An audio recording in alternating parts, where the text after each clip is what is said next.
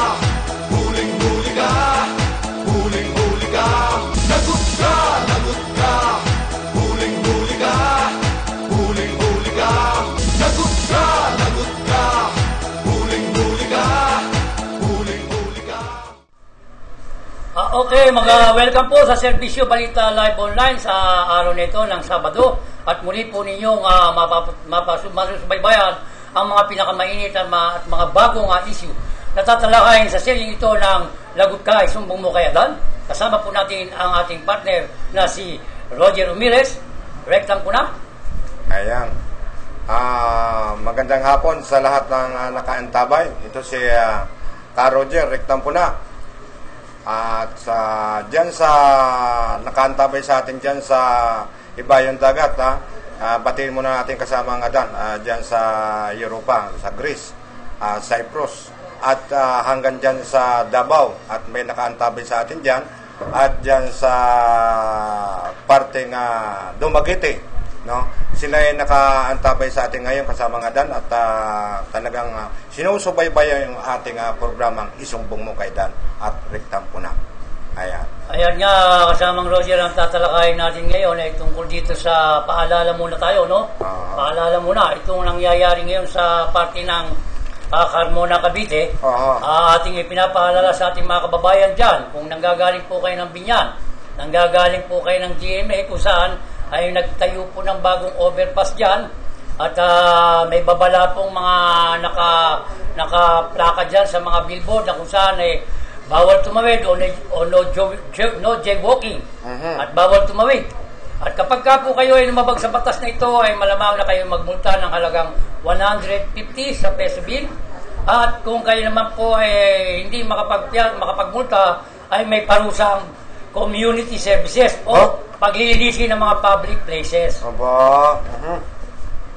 At saka ito, sa mga coaching mga plaka ay mga nakalagay CIDG, PNP at saka mga kung ano-ano pa na mga natatakpan ng kanilang plate number. Marami yan. Marami nagkakaproblema nito. Marami yan. Sa mga data na madalas natin nakikita sa lansangan. Mukha nang nangyari rectum po na doon sa isang na ispatan ng ating mga kasama dyan sa pamamaya kung saan itong isang may plate number na CIDG PNP ay mismong pumarada sa no parking. Kung kaya parang lumalabas tuloy na nagiging abuso at nakikita na nila ang tatak nito at tatakpan ng plate number ng CIDG PNP. Ay talagang palibasa sila ay nakaupo bilang matataas na tao ay inaabuso nila yung kanilang tungkulin. Talagang makakapal na ito. Yun nga, meron mga kasamang rectum po na mga nakalagay dyan, PNP, NBI, at kung saan pati yung public utility na mga plate number, kung saan umaabuso to, kung saan na lang basta ipaparada, at ginagamit pa yung ibang public utility service natin ng gobyerno sa kanilang pagsiservisyo, pagbibusiness o pagninegosyo. Samantalang ito ay public utility at ito ay kulay pula ang plaka nito. At may nakikita nga ako yung mga yung sa barangay na patrol, abay nakikita ko minsan sa sabungan. Ginagamit sa palengke. Sa mga sabungan pa. Nakikita ko yan. At ayan po talagang ngayon ay marami tayong nakikita. Pupunayin natin yan. At ang panawagan namin sa LTFAB at saka sa DOTC at dyan sa LTO at sa Highway Patrol Group, kung maaari na po lahat ng mga ganito pong may plate number ay pwede po kung maaari na po ay busisiin ninyo at i-inspectionin. Baka ito po ay ginagamit ng mga masasamang elemento upang looban ng ating mga business establishment o ginagamit sa anumang illegal na operasyon. Ba? Talagang kasama nga doon, ito ay pag-aabuso nito, ha? Kaya naman dapat kumilos kasamang reklam po na itong mga nasa panig ng LTO at agency at Highway Patrol Group kung saan ay sumusweldo ito at kung saan ay parang baliwala lang sa mga ito kahit nakikita ang mga natatakpan na plate number na kung saan ay naglipa na sa mga kakasadahan, sa mga kalye at sa mga public places na biyahe na mga kalye. Kaya nga kung minsan ito pang ginagamit ng mga nakabangga na ng mga kababayan natin ay hindi ito makuna ng plate number dahil natatakpan ng kung ano-anong klase na may mga ganitong plaka na commemorative plate. Aba, talagang dumadami nga yan. Kasama nga, Adan, dahil talagang kahit saan ka naman pumunta nga sulok ng ating bayan-bayan, ay nakikita mo yan, ganyang plate number. No? Kaya nga ito kasamang Roger, dumako tayo sa parte ng dyan sa biyaheng jeep ng Bagong Bayan sa may lugar ng Taguig, sa lungsod ng Taguig dyan sa may Global City, kung saan magmula Pasig ang biyahe ng jeep ay biyahe ito ng Pateros, Taguig at Bagong Bayan. Kung saan ang reklamo ng ating mga ginang dito ng mga kababayan, bumibiyahe raw ang mga jeep hanggang Pateros lamang. Pagdating dito sa Pateros, magbababa ng pasero at ang ibibiyahe hanggang Taguig lamang. Samantalang ang dapat na biyahe nito hindi tumutuloy doon sa kanilang sa Bagong Bayan, sa Madrid. Akalain mong sabi nitong ginang na bakit naman ganun ang ginagawa nito mga driver. Masyadong pinagsasamantalahan ang mga pasahero tuwing araw, oras ng lasawar. Kung saan, ang nangyayari kasamang rektam ko na, sasakay ng bibiyahe na Pateros. Pagdating ng Pateros, magsasakay ulit ng biyahe Taguig. Hanggang C5 lamang sa may Levi Mariano. Magbababa ulit, bibiyahe naman ng Bagong Bayan. Tatlong beses na bumibiyahe. Kaya naman ang mga kababayan natin, 3 beses din nagbabayad ng kanilang pasahe. Ayun. Itong mga driver na ito, siguro 3 pamilya nito dahil naghahabol ng kita. Ay malamang, mukhang maraming sinusustentuhan yan. Ay talagang kailangan dyan ay masilip ito ng mga traffic enforcer, ang LTO, MMDA. MMDA, sir.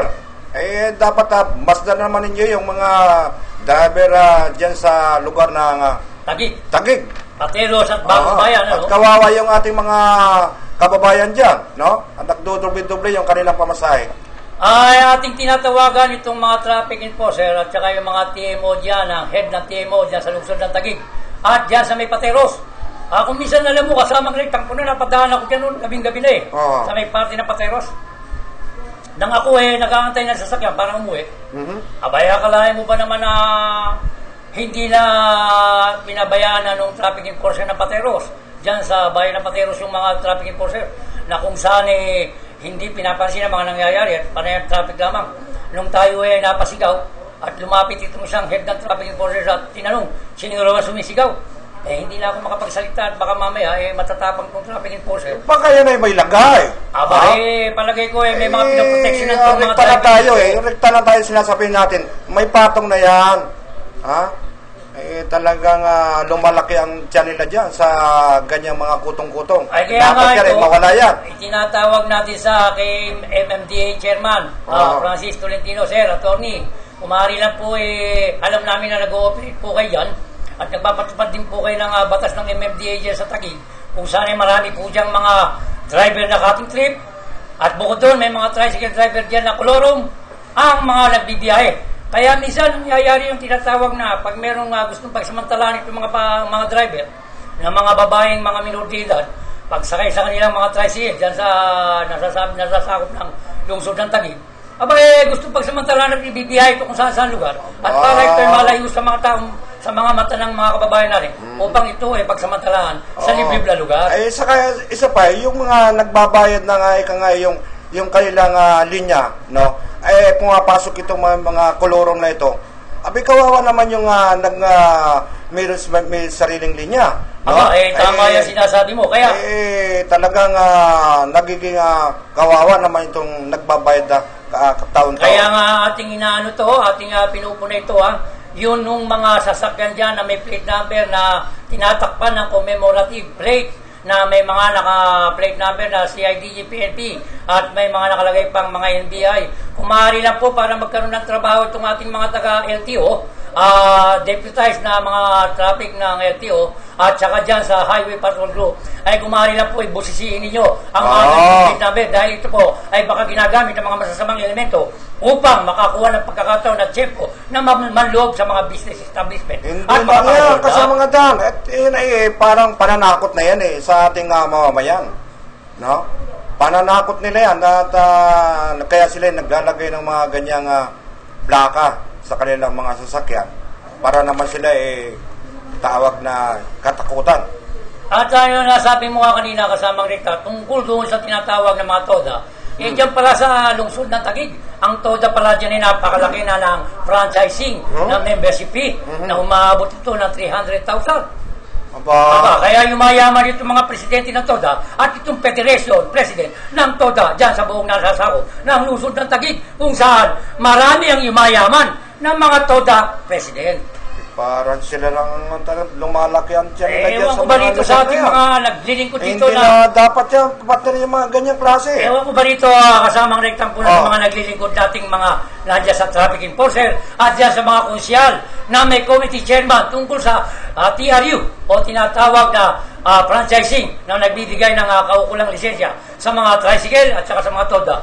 Kayo naman po huwag nyo naman po sanang baliwalain ang mga nangyayaring bayaran o membership fee na binabayad sa mga TODA members na umaabot ng halagang 100,000 piso hanggang umaabot ng 300,000 piso. Gano'n ba yun? Aba, mukha yatang yumayaman na ang mga TODA rito. Samantalang ang mga jeepney driver, mukha yatang ang mga operator ng jeepney driver at saka federation ng mga Drivers Association dyan sa nasasakop ng lungsod ng Taguig ay kukunti lang naman kung mamursyento. Marami kaya palang mahirap mga dyan. hokus-pokus dyan para kumita, no? Maraming nangyayari dyan sa pati ng Taguig. Nananawagan po kami dyan po sa Highway Patrol Group na nakakasakop po sa lungsod ng Taguig at sa ating kapulisan kay Colonel, kay Police Senior Superintendent Arthur Felix Asis, Sir. Kung mangyari na po, baka po pwedeng patingnan na po at pa-inspection lang. Ang checkpoint po, pati yung mga driver na nagkakating trip at yung po mga may plate number na CIDG PNP ay kung mangyari lang po ay mapigilan. At baka po ito ang ginagamit ng mga masasamang elemento sa kanilang pagsasamantala upang makagawa ng anumang mga kalukuhan. Diyan po sa ating Mayor na Lungsod, kay Mayor Lani Cayetano, Madam, kung maaari lang po, bigyan niyo po ng aksyon itong mga nangyayaring ito, nakating trip na biyaheng Bagong Bayan Pasig, kung saan hanggang Pateros lamang, tapos bababa ang Pasero, bibiyahin ng Taguig, tapos ng Taguig, bibiyahin ng Bagong Bayan. 3 beses pong nagbabayad ng pamasahe ang ating mga kababayan na papauwi ng Taguig galing mula ng Pasig at nanggagaling ng Bagong Bayan. Ayan, talaga. Okay, ang ating pong isusunod mga ka-okay, ay itong ating ginawang kasamang neta. Rektan po na tungkol doon sa itong inaalisan ng karapatan na tinayuan ng bahay. Pamilya Baldivian. Pamilya Baldivian. Sige nga, at yan ito, makikita natin ngayon itong nangyari dito. Kawawa itong pamilya na ito. Ito ay talagang litihimong nakatira dyan sa lugar na yan. Kawawa. Kasalukuyan ng nanay ko dito sa amin sa bahay. Gawa nang may nilalakad po siyang halagang papeles. Pero ito po ang aming bahay na inilipat lamang mula doon sa ibabaw. Kasi po binayaran nila yung bahay upang ilipat dito. Bali relocation lang po ito. Hindi po kami nagpatayo ng bago. Okay na po yun? Mrs. ano po itong ginagawa sa kasalukuyan na ito?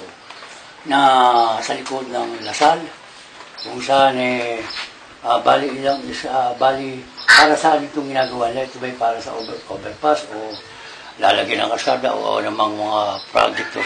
Sino may project nito? Lasal o gobyerno? Project po ito ng Lasal. Bali po ang kasalukuyang binabako po doon plano nilang tatayo ng overpass. Kaya nga po binigyan nila kami ng 15 days para i-demolish itong aming bahay nang walang anumang sasabing babayaran o ano pa man. At walang paghaharap sa walang paghaharap sa barangay. Human lang, hindi man lang dumaan sa barangay. Basta kami pinupuntahan dito sa bahay at dinala yung papel. Pinipilit pumirma kung sino man ang madat nandito. Pati yung aking hipag na babagong panganak hinaras nila, pinilit nilang pumirma. nung hindi nila napapirma yung kapatid ko, sinabihan pa nila ng walang pinag-aralan dahil hindi nila napapirma. Ilang taon na itong nakatayo rito ng bahay nito? Bali, ang nakakuha naman po ako ng permit sa barangay na since birth up to present, dito na po kami How many nakatira. years? Ang nanay ko po ay 67 years old na. Ako po ay 40 na. Dito na po ako Dito na kayo pinanganak, dito na kayo Opo. naglaki yan. Dito na po ako Sino ang kasalukuyan yung barangay chairman nito? Si Toti Lara po. Pero hindi man lang kami nagkaroon ng kahit isang beses sa pagkakataon na nagharap man lang kami sa barangay upang pag-usapan ang tungkol dito. Okay. Ayan nga, kasamang Roger, nakita naman natin ng ating makapanayam ito ng personal itong anak ni Ginang Alejandra Valdivia. Kung saan, ayon dito kay dito sa anak ni Aling Alejandra, nakatanggap sila ng notice of demolition mula sa tanggapan ng building official's office dyan sa lungsod ng Dasmariñas, kung saan ay binibigyan ito ng 15 araw na palugit upang ito ay i-demolition. Ito ang malaking pinapangambahan. Ayan, nakikita naman natin. Kaya ayan, yung bagay na yan, nakikita natin ang lugar na yan, na kung saan dyan na naglakihan itong mga anak ni Ginang Alejandra Valdivia. At dito na nagkapo itong si Aling Alejandra, na kung saan base sa nakapaloob sa article na ginawa ni Linalo, ni Senator Joey Lina, sa ilalim ng 7279, yung Linalo, ay nakapaloob dito na hindi mo dapat alisin na basta-basta na lang ang mga nakatira dito sa mga matatagal na nakatirik sa bahay sa lupang ito kung walang nangyayaring negosasyon at walang paglilipatan itong mga pamilya na ililipat ito ng kaukulang pamahalang gobyerno na. Ayan, nakahanda na yung bako kasama mga Adanayot. Ay talagang gigibay na nga ito eh. Ano ba ang siguro, brasuhan na siguro ang ginagawa nitong mga itong opisyalis dyan sa munisipyo ng Dasmariñas. Oo nga, ito, kasama ang Retang Pula. Ito nga, ayon dito sa pinalabas nitong notice of demolition, ay sinusunod daw nila dito yung tinatawag na illegal construction ang ginawa nitong si Alejandra Valdivia, at saka violation of Section 301, the National Building Code of the Philippines, Presidential Decree 1096, ang nilabag daw na batas nitong si Ginang Alejandra Valdivia. Ngayon, binigyan na 15 araw na palugit. Subalit, ang sumunod naman ng mga araw, ay nakatanggap sila ng tinatawag na tayo nga ay nagpunta sa tanggapan nitong si Vice Mayor Valeriano Encabo ng Sangguniang Panglungsod ng Dasmariñas City, Cavite, kung saan wala naman daw itong ipinapalabas na local code at tungkol dito sa pag-demolition sa mga estero at saka nasa tabing ilog. At ayon dito nga kay engineer, sinasabi ni engineer ay napag-utusan sila at bukod doon ayon dito kay engineer na banggit niya, di ba, nalaman mo rin naman kasama ang Rectang Puna, yung sinabi ni engineer dito nung pinuntahan natin siya sa kanyang tanggapan dyan sa City Hall. At ang sinasabi nito ay wala na raw nasa ilalim daw na Linalo, kung saan hindi na raw po pwedeng tumagal ang mga nasa estero. Alam mo ba, kasama nga dahil, itong engineer na ito, may pagkabastos nung tayo pumunta dyan sa kanyang tanggapan. At alam na, pumunta tayo dyan at talagang yung ating dinadaing tungkol dyan sa yung ating kababayan na naghumingi sa atin ng tulong, parang sa pilitang talagang gigibayin daw nila at hindi sila papatirahin doon sa lugar na yan na estero na yan. Tabing ilog ba yun? Tabing ilog. Yan yung tinatawag na ginagawa ng Lasal. Kung saan itong Lasal magtatayo na tinatawag na tulay dyan ng dalawang tulay, isang papasok at isang papalabas, na kung saan mukha yata nakakaabala ang bahay nitong si Ginang Alejandra, kung kaya ito gusto nilang paalisin dahil makakasagabal daw ito sa kanilang proyekto na tinatawag na foundation, ng Lasal Foundation, ang kalinga nilang ginagawa dito na dito sa binili nilang lupa. Ayun naman ay yung lugar na yun, nabili ng Lasal na yun, ay hindi nasakop kasama nga dan hindi nasakop. Talagang yun ay pag-aari na nila. No? Hindi dapat yun ay sila ay palayasin dyan sa lugar na yun dahil litihin mong sila ay nakatira dyan. At sa loob ng 1960 at 1980, hanggang sa kasalukuyan ngayong taon na to, ng 2015, dyan na sila nakatira. At yung bahay nila doon, na talagang nabili ng Lasal ay pinakita sa atin dahil giniba na nga. At doon nga sila lilipat dahil wala nga talaga silang paglilipatan. Ang tanong dyan, bakit itong engineer na ito ay talagang pinipilit nila na hindi pwede silang tumirik ng bahay. Bakit? Alam mo, kasamang rekta po na ganito yan. Nung malaman nitong si Engineer Arbulante ng Building Official Office ng Dasmariñas City, ay nagkaroon nito ng pangalawa na inilabas muli at may petsang June 30, 2015 kung saan ayon dito nakalagay sa pinalabas itong letters na Complaint and Action Unit, Miss Alejandra Valdivia ng Barangay Burolmen, City of Dasmariñas, Cavite. May we invite you for meeting to be held on July 7, 2015, Tuesday at 9 o'clock in the morning. The complaint of the Lasal Health Science Institute against illegal structure and informal settlers along Ismet Lot at Burolmen. Your presence will be very much appreciated. Pirmado naman dito, hindi si Engineer Arbulante. Sino? Ang nakapirma dito, ang nakalagay lang dito, si Chief Adam Sape. Mabuti Sape yata ito. Saan Chief yan? Anong siya? Hindi ko nga malaman to kung saan to si Mr. Adam Sape. Mukha yata may Sape ito. Nanggaling ang notice of demolition kay Engineer Arbulante. Tapos maglalabas ng panibagong letters. Ang inilalagay naman, mula pirmado, itong si Adam Sape, na chief ng ano to? Chief ng mga sip-sip ba to? O chief ng mga chip? Ay nako, Mr. Sape. Hindi ko maintindihan to Kaya nang sasabit ka rito. At isa pa, ulitin natin, itong engineer nito, may pagkapasos to eh. Ay nung tayo dumating dito mukhang hindi pa tayo si Arbulante? At tayo yung nakaupo na sa harap niya abay marami pa sinasabi at ang mukha niya nakatakip pa. Nagtataka lang ako kasamang reklam ko na. Ayon dito sa mga hawak na ebidensya at pagpapatunay ng mga anak nitong si Alejandra Valdivia, kung saan ito meron silang Certificate of Presidency. Ito nakalagay sa Certificate of Presidency na magmula sa Office of the Sangguniang Barangay. This is to certify that Alejandra C. Valdivia, 67 years old, is a resident of Lorenzo Sitio Street, Barangay Burolmen, City of Dasmariñas, Cavite. She live at the same address since birth up to present. Isipin mo yan.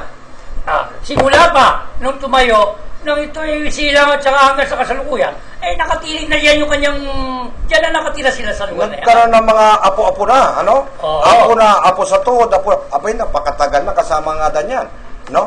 Mula nga 1960 up to 1980. At pinapatunayan pa rito, kasamang rektam ko na marami ang magsasaka rito, na nagsasaka rin ng lupa sa lugar na yan, ng Burolmen, ang nagpapatunay, na talagang isa sa mga tenant, itong magulang ni Alejandra Valdivia, si Carlos Cambalisa.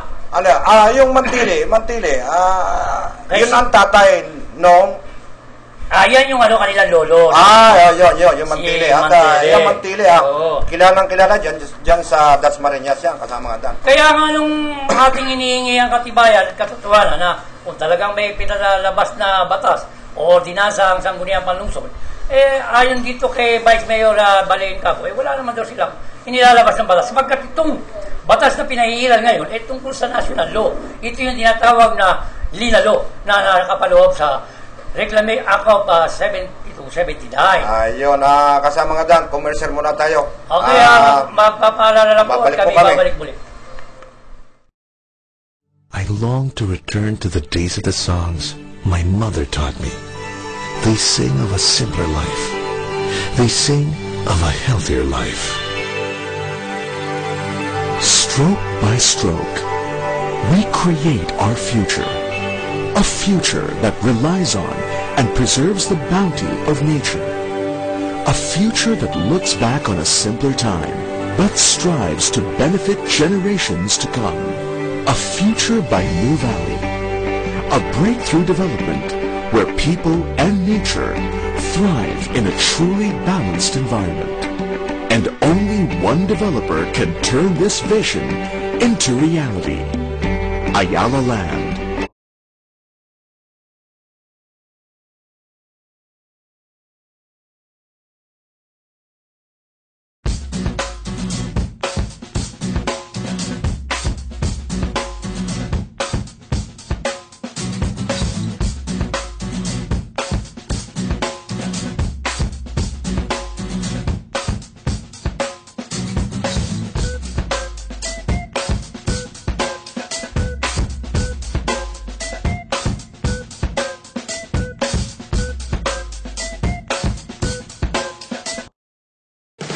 Shakey's getting the super grand slamming deal is going for the big win!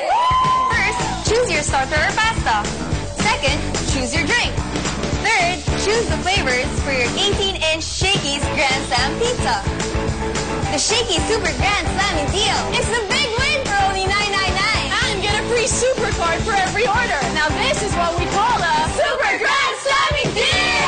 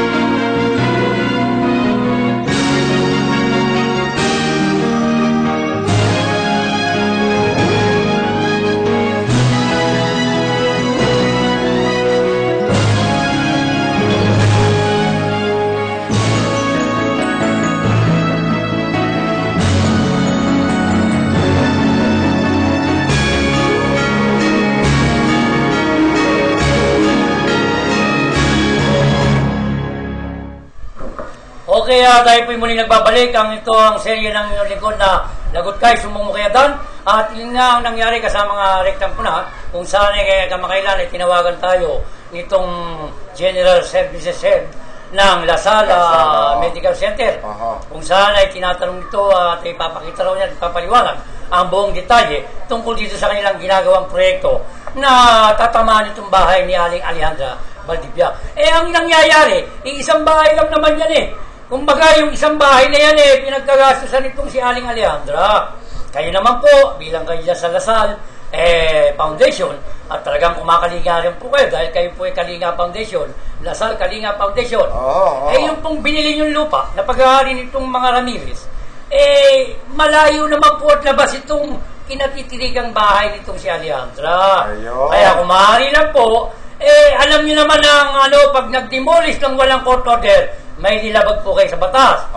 Kapag hindi nagkaroon ng tinatawag na negosasyon na kung saan ihahanap niyo po ng relocation, itong aalisin yung bahay na nakakasagabal sa ginagawa niyong toll bridge o tulay na papuntang Kalinga Foundation na itatayo niyo po dyan sa bakanting malaking lote nila Ramirez, ay may problema po kayo dahil ang usapin pong ito ay nakapaloob sa batas na kung may i-demolish kayo, kinakailangan magkaroon ng negosasyon, bigyan ng 45 days at kung paano ito makakalipat at bibigyan nyo ng consideration to. Hindi yung basta nyo po ito i-demolish ay meron po kayong lalabagin sa batas. Lalabag po kayo sa tinatawag na 72-79. Nasa ilalim po na saligang batas ang batas na yan hanggang sa kasalukuyan. Ay, ang pagkakalam ko dyan kasamang Adan pinipilit silang papirmahin, lalo na yung isang sister nila na walang kalam-alam, ay talagang pinipilit nilang papirmahin para sila ay makapagsimula diyan sa kanilang proyekto na yan. Kung sino man po ang mga nagkakaroon ng kunaybas dyan, pinaabot po namin sa inyo na kami po ay makikiraan lamang sapagkat itong aming tinutulungan dito ay ang mga karapatan lang ng ating mga kababayan na may hirap, kung saan kayo naman po ay nandyan sa mga foundation. Kayo naman po ay nandyan ng mga bilang lingkod ng ating kaukulang gobyerno. Kung maaari na po kunin natin sa magandang maayos na pamamaraan ang isang bahay na ito na kung maaari bago nyo tanggalin, hanapan nyo po ng relocation site. At ayusin nyo po yung pamilya nang hindi naman po nagkakaproblema ito. Ayan po yung pinaabot namin sa inyo. Para hindi na lumapit naman kung saan nagsusumbong itong pamilya na ito dahil talagang sila ay natatakot sa inyo at dahil kayo ang nakaupo dyan sa inyong tungkulin, no? At kayo yung batas na pwedeng magpaalis dyan sa mga mahirap, ay wag naman natin takutin to. Alam natin na kasamang rektang puna sa batas ay ang batas ay pantay-pantay yan sa lahat. Walang mahirap, walang mayaman. Tama. Pagka nasa tamang lugar at nasa tamang proseso, kami po ay nakakampi sa inyo. Ngunit kapag wala po sa tamang proseso at wala sa naayon ng batas, ay kami po ay isa sa mga tutulig sa inyo upang kayo ay punahin, batikusin at ilathala ang inyong mga gawaing hindi naaayon sa ipinatutupad ng ating batas sa ilalim ng saligang batas. Ayun, ang nagiging kawawa dito kasama nga dahil siyempre itong ating mga kababayan na naghihirap. Naghihirap na nga, gagaling pa na natin ng ganyang mga mayayaman na yan. Paano na? Maraming magre-rebuild kung ganyan ang ginagawa. Kaya ang magrektan po na, ating tinatapos na yan at ating susunod pa yan ulit. At kung ano man ang magiging development pa sa mga susunod, ay muli po namin itong ilalatala at ipaabot sa ating mga taga-subaybay dito sa Lagutcay, Sumbong Mukayatan. At kasama Roger, kakakailan lang ay may tumaob na lansya, yung MV Nervida. Kung saan ang namatay dito ay 4 na puna at 11 pa ang nawawala. At yung mga nasa ospital ay nandiyan na ngayon at dinala dahil ang pangyayaring ito ay hindi naman sobra pasahero. Ang nangyari dito, sobra sa kargamento. Punong-puno ng simento at mga sako-sakong bigas. Ayun, mabigat ang simento at bigas, no? Ang problema rito, bakit pinayagan ng Maritime o Marina ang pagbiyahe nitong lansyang ito, na bangka, at pinayagan ng Coast Guard nang hindi dumadaan sa inspeksyon. Kaya yung ating mga kababayan, hindi naman napupuno sa biglang pagkanan ng kabig ng manibela nitong nagmamaneo ng lansyang ito, ay bumigay ito dahil ang mga pasahero napunta lahat sa gawing kanan. Kaya biglang lumubog itong lansya ng MV Nervida. Ay di ba kasama nga dyan ay mayroon dapat sana dyan bago sila pumasok dyan sa malaking bangkayan, hindi naman malaking bangkayan, yung mga pasahero dapat ay bago pumasok magsuot na sila nung anong tawag doon sa life vest. Ayun, para naman tayo kung kasi hindi natin inaasahan yan dumarating yung ganyang biglaang sakuna. Dapat tayo dyan, yung kapitan dyan sa bangkang malaki na yan, ay dapat tayo ay laging alerto tayo, laging handa tayo sa pangyayari. Isipin mo ba naman kasamang rektang puna, kaawa-awa ang ating mga kababayan kung namagitan lamang ang Coast Guard at yung mga taga-marina at nagmamay-ari ng lansya na yan ng MV Nervida, ay hindi magkakaroon sana ng ganyang mga aksidente. Unang-una, dapat tinignan nila kung okay ba yung pagkakaayos ng kargamento. Dahil kapag once na tumagilid ang bangka na sinasakyan na pambiyahe ito mula Ormoc City papunta ng Leyte, talaga masyadong delikado. Kung ang simyento ay biglang tumagilid ang bangka, ang simyento tatagilid ang bigat niyan. Magiging mabigat ang gawing kanan niya. Kaya iyan ang magiging dahilan ng pagbigat ng gawing kanan, kaya bigla lulubog. Kasama na rin yung mga kababayan natin na pasahero dyan. Pero hindi, mahina ang nitong kapitan dyan. Alam na mabibigat itong mga karga.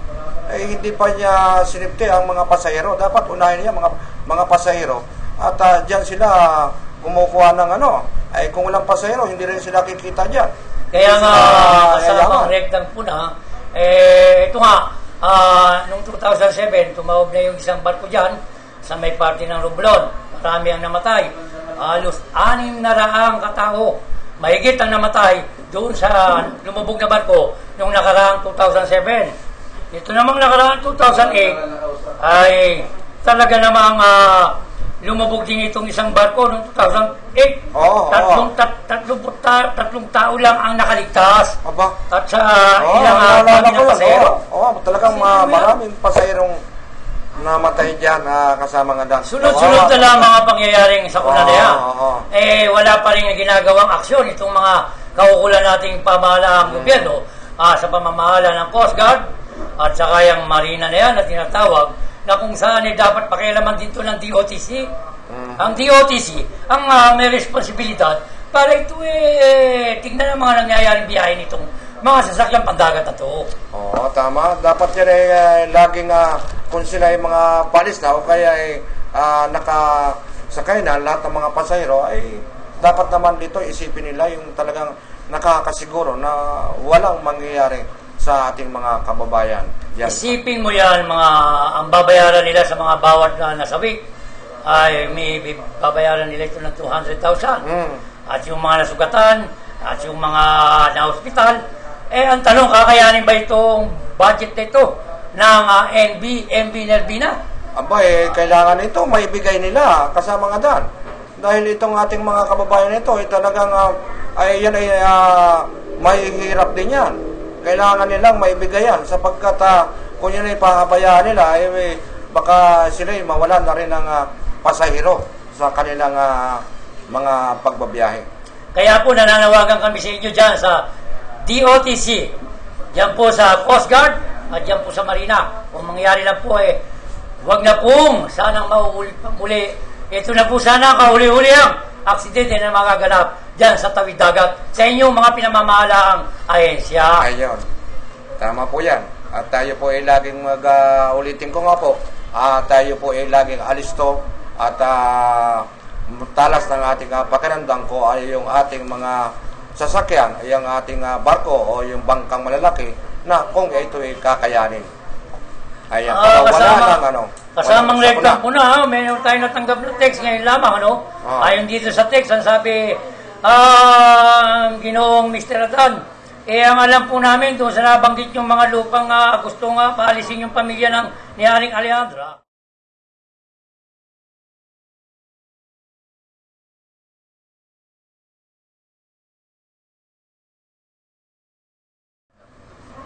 Ay mukha yata nga itong nangyaring to na pagpapalis sa bahay nitong si Aling Alejandra Valdivia, mukhang meron pong nasa likod nito na malaking tao na ma-impluensya ang gustong makakamtam sa lupang ito na kinasasakupan ng lupa nitong binenta nila ng mga pamilya ng Ramirez. Ayun, kasama nga dang, kumarisya ulit tayo, no? Okay.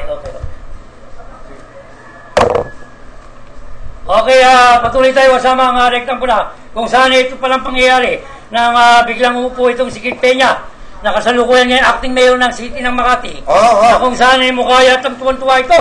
At siya ay napaupo biglang mayor ng City of Makati. Ang inaano lang natin dito kay Vice Mayor Kit Peña. Dating pangulo ito ng riders dyan sa Makati.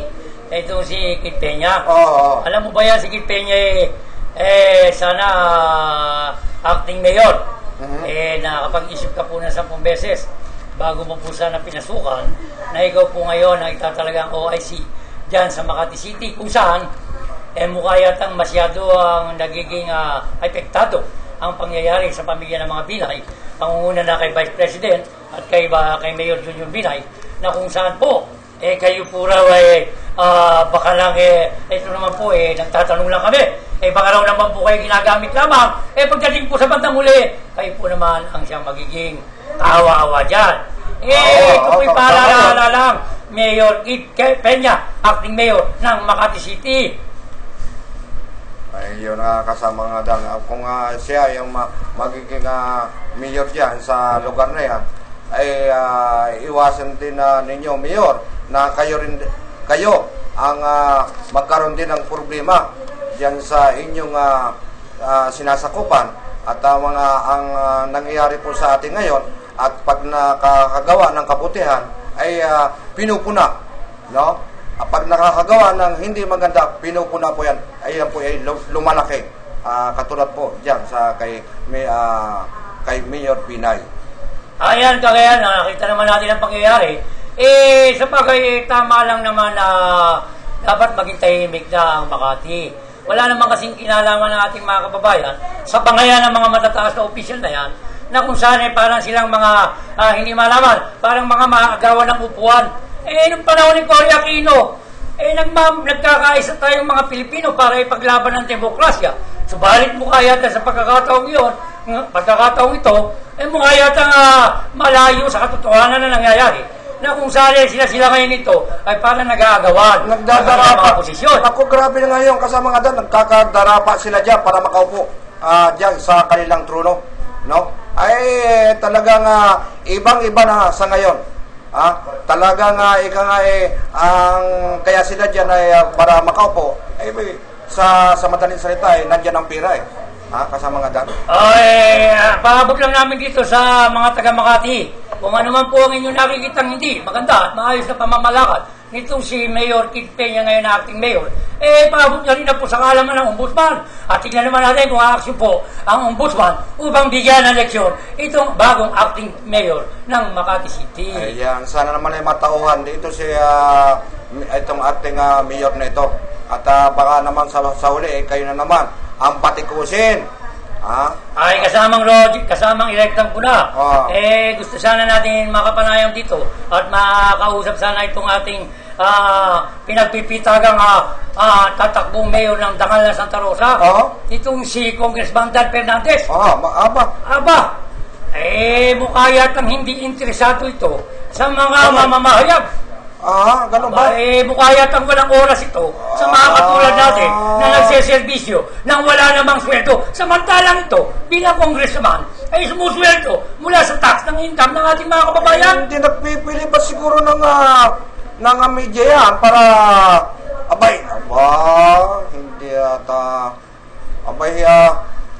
ba't kapag ganyan ang at tayo ay hindi tayo paunlakan na para makausap yan, ibig sabihin niya na nagpipili kasama ng Adan. Huwag naman kayo ganyan at karamihan ganyan. Yung mga nakaupo dyan sa ating sa pamalaan, lalo na ngayong papasok 2016, magbago naman po kayo. Ang taong bayan ay nahihirapan na kung sino ang dapat ay iupo na yung talagang totoo na manungkulan sa ating bayan. Diyan sa Santa Rosa, Laguna. Yan, Mga Rosanian, mukhang naguguluhan sa sinasabi yung Dangal ng Santa Rosa. Kung wala naman pala, wala man lang dangal-dangal itong ginagawa nyo. Pati pa ba naman yung kayo makunan lamang po ng mga puting katanungan para sa inyong mga ginagawang People's Day. O ang mga ginagawa yung paglilingkod dyan. Dahil sinasabi yung dangal kayo ng Santa Rosa. Bakit mo ayatang kami nagbibigay na ng mga kredito at para kayo ay ipaabot sa ating mga mamamayan ng Rosanian na kayo ay nagpi-peaceful day tuwing araw ng Sabado at ang magagandang programa nyo ay nilulunsad nyo sa Santa Rosa. Subalit wala naman po kayong dangal yata dyan sa inyong kinalalagyan. Ay grabe na ito. Dapat mo rin pagtan yan. Pag sinabing dangal, kasamang lektang pula, pag sinabing dangal, merong respeto. Kung nagpipili ng kausap, kung hindi naman tayo binibigyan naman ng yan, hindi tayo makipag-ugnayan sa kanya. Kung ayaw naman, ay nagpipili ng ito. Namimili ng media. Yun, ang ibig sabihin. Hindi. Kanina pumunta tayo dyan kasama ang rektang pula at nakausap natin yung kanyang PR man, o pihayo na si Vice Baron. Sabi nga gagawin daw na parang para makausap. Subalit nung pinuntahan ng ating mga pit reporter, mukha yata nagtatago itong dangal na Santa Rosa. Sir, mukha yata nangingitlog ka dyan sa iyong rest house, dyan sa iyong opisina. Kanina lamang mukha yata matulog-tulog daw po kayo. Paano makakaroon po ng dangal na Santa Rosa kung tinadaan nyo lang po ito sa patulog-tulog? Baka may kasama naman kayo natutulog. Ano ang ibig mo sabihin? Ikaw naman ang hina mo Ang ibig mo sabihin? Parang nagiging makikiralan po kami. Parang nagiging sugo. Ganun yan. Hindi magiging sugo ang nangdangal ng Santa Rosa, ang taong walang pagrespeto sa kanyang kapwa. Hindi magiging isang sugo yan. Kaya na sugo ng kataas-taasang mga politiko na mga naman naggagaling-galingan. Patabi lang po. At talagang pag ganyan na nagtatago, may ibig sabihin niya. Patago-tago, patulog-tulog. Tapos nakabantay na. Dangal ng Santa Rosa, Congressman Dan Fernandez. Wow! Paano magkakaroon ng dangal kung hindi marunong humarap sa kanyang mga kababayan? Sir, Congressman, mag-isip-isip po kayo. Baka pagdating ng oras, yan pong inyong patulog-tulog na ginagawa dyan at patago-tago ay siyang maka-epekto sa inyong performance na kung tatakbo man kayo ng mayor ng lungsod na Santa Rosa ay mukha yatang magkakaroon ng problema at mangingimi at mangingilag ang mga Rosanians na pumasok at lumapit sa inyong tanggapan. Kapag pumunta yung ating tropa dyan sa kanya muli at wala naman at siya nagtatago, ay ang ibig sabihin nito ay ayaw makipag-ugnayan sa atin. Sige, okay lang. Sa serbisyo. Okay lang, kasama ang rektang puna. At abay, pupunayin natin, pupunayin siya. Hindi naman sa ganoon. Hanapan po namin kayo ng mga ginagawa yung magaganda o may mga malimang kayong magawa. I'm very sorry. Kayo po ay tamaan man. Kami po ay nagsasabing bato-bato sa langit ang tamaan sa aming mga panambit o mga batikos nito. Kami po ay nakikiraan at humingi ng inyong paumanhin sapagkat ito'y trabaho lamang at walang personalan. Hindi po kami magkakaganito kung hindi po kayo nagtatago. Huwag po kayo magtatago sapagkat ang tago, ang ibig sabihin po niya, TNT. Ang TNT ay karamihan nagtatago nga. Ewan ko kung dangal ka ng Santa Rosa, baka naman TNT ka ng Santa Rosa. Sa akin tong kasamang Adan, pag sinabi patulog-tulog, abay, natutulog yan sa iba. Kaya ang TNT, kasamang rektang puna, pag sinabing TNT, hindi dangal to. Kasi ang TNT, ang meaning nito ay tago ng tago. Tapos, yun naman tinatawag na dangal ng Santa Rosa. Kung talaga bang ikaw ay may dangal na Santa Rosa, haharapin mo yung mga taong naghahanap sa'yo. Dahil may karangalan ka, kailangan marangal ka rin makikipagharap sa mga taong sumasadya sa iyo para kausapin ka. Yun na nga ang mga reklamo ng mamamayan, bawat lungsod, kapag hinahanap nila yung kanilang ama ng bayan at hindi nila nakakausap at sila ay nag-iintay halos maghapon, minsan nagpupunta ito, bakit ayaw magpagkita? Dahil itong ating mga mamayan ay nahingi ng tulong ito at mga tinatawag na advice na maibibigay ng ating congressman, mayor, no? Maraming ganyan. Pinag-iintay ang ating mamamayan sa kanilang tanggapan kasama ang kasama ang rektang puna, may nag-text pang muli, kasama ang rektang puna. Sino yan? Sana yun daw pala talagang napag-aalaman nila dito sa mga gustong magpali sa bahay ni Alejandra, Valdivia. Sana meron daw ma-influensyang tao ang nagkaka-interest dito. Siyempre, pag nilagyan ng tulay ng Lasal Kalinga Foundation, magkakaroon ng eskwelahan. Pag nagkaroon ng eskwelahan, may mga magtatayo ng establishment, mga negosyo. Ang talong, yan, kaya gusto nilang alisin siguro ang bahay nitong si Alejandra Valdivia ay para mapakinabangan nila ang lupang yon na matagal na kinatitirikan ng mga bahay dito na matatagal nang nakatira sa barangay na ito ng Pasong Balog, Bululmen, Dasmariñas City, Cavite. Abay, maawa naman po kayo dyan. Abay, itong mga mahihirap na ito palibasa mahirap kinakaya-kaya ninyo. Abay, dyan sa pinuno ng Lasal kasama ng Adan ay dapat nito ay kailangan makausap natin ng personal. Hindi natin siya kailangan kausapin kasama ng rektang puna. Siya ang may kailangan sa atin. Dahil may mga issue na lumalabas na kung bakit biglang lalagyan ng tulay. Tapos aalisin yung mga bahay na inabutan. Ano ba yan? Kalinga Foundation, napaka-milyonaryo naman ito at wala yatang tax to Walang tax na binibigay ng gobyerno to. Ganun ba? Foundation. Ganun ba yung hindi nag-ano ng tax? Hindi nagtatax. Samantalang itong bagong tayong bahay itong bahay ni Aling Alejandra, nagbabayad ito lang barangay clearance, sedula, tungkol sa mga lupa, nagbabayad ng tax declaration, kung ano-ano ba, etc. na binabayaran sa munisipyo. Ito palang Lasal, hindi nagbabayad ng tax. Dahil ito ay relihiyosong gobyerno. Private na pamamahala ng Lasal. Ito ay para sa Katoliko raw. Kailangan patas naman tayo, pantay-pantay tayo sa mga daan. Ito mo nga yung mga tricycle driver, hinihinga ng tax nagtataka nga ako bakit itong Lasal Foundation walang tax? Tapos napakayaman yan nung magpo-proyekto ng tulay, paalisin yung taong mga kababayan natin na basta na lamang makuha lang nila yung kailangan nila. Hindi tama ito. Kung magkaganyan po, nagagawin nyo po yan, malaki po magiging problema nyo. Kaya po hanggat maaga, kung ako sa inyo po, dyan sa management ng Lasal, makiusap po kayo, kausapin nyo na po yung mga pamilya dyan. Ayusin po ninyo.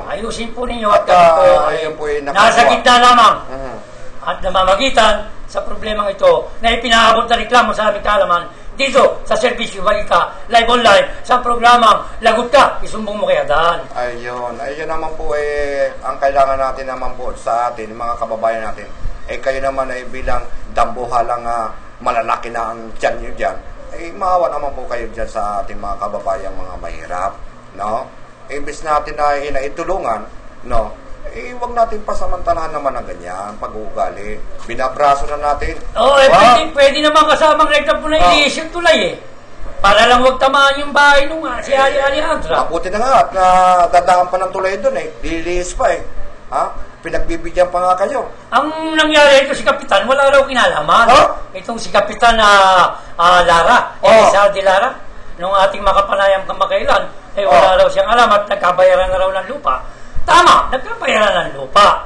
Doon lamang sa lupa na pag-aari ng mga Ramirez. Baka ito yung may nagkasingitan na ito.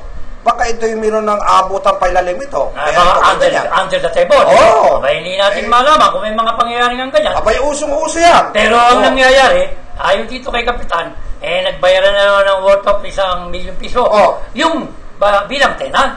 Yung mga nakatira dito sa tinatawag na isme, na pag-aari ng nilinis itong pamilya Valdivia, ng pamilya Cambalisa, na pinagyaman at nilinis itong ismen para pagtayuan ng kanilang bahay, na kung saan siya na lang ang pakinabangan ito doon sa kanilang sinasakang lupa ng mga lupa ng Ramirez, kung saan ay kukunin pa ng basta-basta na lamang ng Lasal Foundation. Grabe na ito, kasama nga doon. Talagang walang awa. Walang awa sa mga mahihirap ito. Itong mga dambuhala na ito. Dapat dyan anong dapat gawin dyan sa mga taong ganyan? Na walang awa, walang respeto. Sobra-sobra na itong ginagawa ninyo. Dyan sa Dasmariñas, sa mga empleyado dyan, itong engineer, kasama nga doon, hindi ko makalimutan itong engineer na ito. Hindi, kasama kasamang rekta po na, ayan natin yan, no? At darating sa susunod ulit, na programa natin ay patuloy nating uuriratin at alamin ang mga pangyayari ito at patuloy nating tututukan ang problema ito upang huwag naman maging kababa ang ating mga kababayan na nakatira dyan sa maliliit na bahay. Tama. Tayo magpapaalam na kasamang rektang puna at tayo inabot na ng time kung saan pwede ka na magpaalam at ipahabag mo ang iyong pagbati at yung pagpapaalam sa ating mga taga-subaybay at baka makalimutan nila na ikaw ay nagpaalam na. Kaya mga dad, sayang naman, ang dahil pa na nating sasabihin dito para malaman ng taong bayan, tayo ay kapos ng oras, no? Dapat dito, madagdagan tayo ng oras dito. Sa nga pala, magandang araw na lang sa inyong lahat na nakaantabay sa ating programang Isumbong Mo Kay Adan, Rektang Puna. At magandang araw sa inyo at maraming salamat sa inyong pag-aantabay sa aming programa. Okay, bago po lahat, dahil nagpaalam na ang aking partner na si Rektang Puna, doon po sa sino man po nasa likod ng pagkakamkam ng lupa na kinatitirigan ng bahay nitong si Aling Alejandra, mag-iingat-ingat lang po kayo dahil hindi ko po namin kayo tatantanan in case na magpahamak ang ating mga kababayan at maging api-apihan. Ako po, muli ay bumabati sa inyo ng magandang hapon. Mga suki, maraming salamat sa patuloy niyong pagsusubaybay dito sa Lagot Ka, Isumbong Mo Kay Adan, at magandang araw po sa inyo lahat at mabuhay po kayo!